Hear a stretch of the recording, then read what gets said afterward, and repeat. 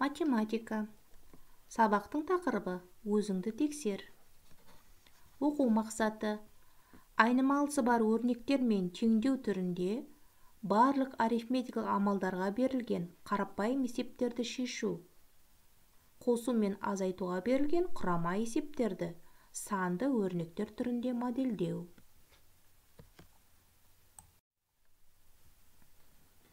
Білу.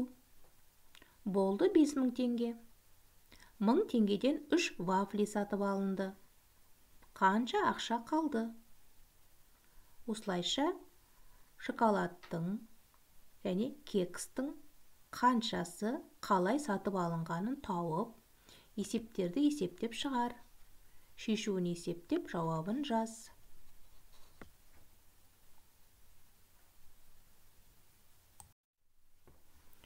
Түсіну. А жиыны, В жиыны, С жиыны берілген. Бұл жиындардағы элементтерді мұқият қарап шық. Жиындардың қайсысы ішкі жиын болады?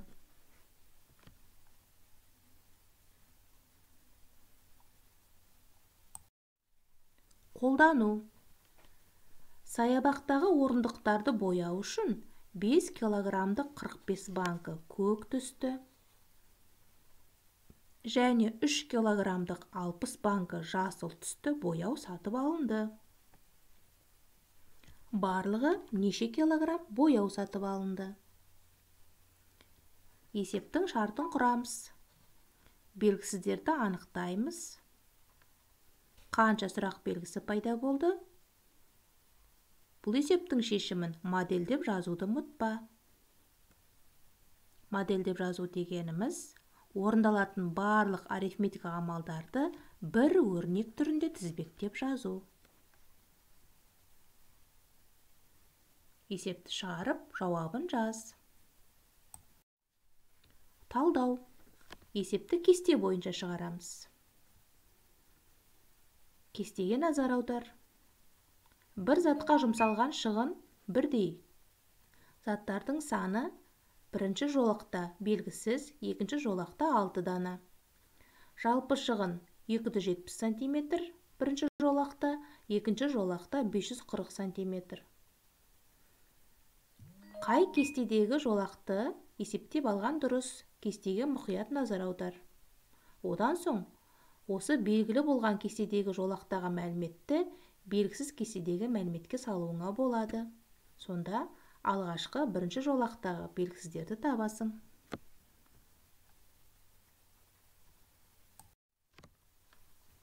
Жинақтау. Есепті теңдеу құрып шығарамыз. Қоймаға бірнеше қап ұн әкелінді.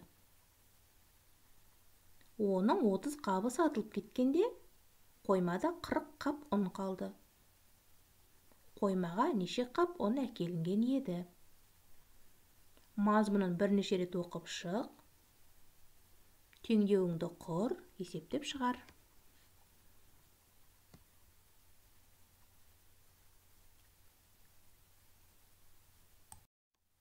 Бағалау.